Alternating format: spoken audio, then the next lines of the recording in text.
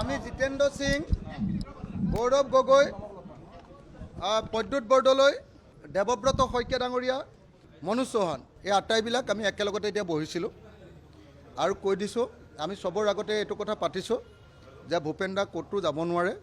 ভূপেন দাই কৈছে চিন্তা কৰিব নালাগে, মই আছোঁ, চিন্তা কৰিব নালাগে। মই জিতেন্দ্ৰ সিং ডাঙৰীয়াকো কৈছোঁ, গৌৰৱ গগৈকো কৈছোঁ যে ভূপেন বৰা ডাঙৰীয়াক সন্মান সহকাৰে নিজৰ কাম কৰিবলৈ দিব লাগে, সন্মান সহকাৰে তেওঁক নিজৰ কাৰ্যকলাপ আগবঢ়াবলৈ দিব লাগে।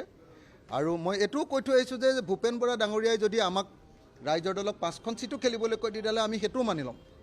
কাৰণ ভূপেন বৰা ডাঙৰীয়া একদম মানে আপোনাৰ এক্সপিৰিয়েঞ্চ মানুহ হয়, কোনটো সমষ্টিত ক'ত কোনে খেলিব লাগে সেইটো জানে। আৰু লগতে মই এইটোও কৈ আহিছোঁ, যদি আপোনালোকে আৰু কংগ্ৰেছত ৰাখিব নোৱাৰে ভূপেন বৰা, তেতিয়াহ'লে আমি গোটেই অপজিশ্যন পাৰ্টিবিলাকৰ তেওঁক লিডাৰ বনাই দিম, তেওঁক কোঅৰ্ডিনেটৰ বনাই দিম, আৰু আমাৰ হৈ তেখেতেহে আপোনালোকৰ লগত আলোচনালৈ আহিব বুলি কৈছোঁ। না, মই কৈ দিছোঁ যে নহয়, মানে মই এটা ক্লিয়াৰলি তেওঁক কৈছোঁ যে নহয়, হেৰি কৰক, মানে ভূপেন দাক সন্মান সহকাৰে ৰাখক। ভূপেন দা ইমান ডাঙৰ এক্সপিৰিয়েঞ্চ মানুহ, আজিৰ দিনটোত যদি ভূপেন দা গৈ বেলেগ পাৰ্টিত সোমায় কিটো হ'ব আৰু সেইটো। গতিকে তেখেতসকলে সন্মতি প্ৰকাশ কৰিছে আৰু জিতেন্দ্ৰ সিঙে কৈছে যে অলপ সময় আমি আলোচনা কৰি শেষ কৰি দিম।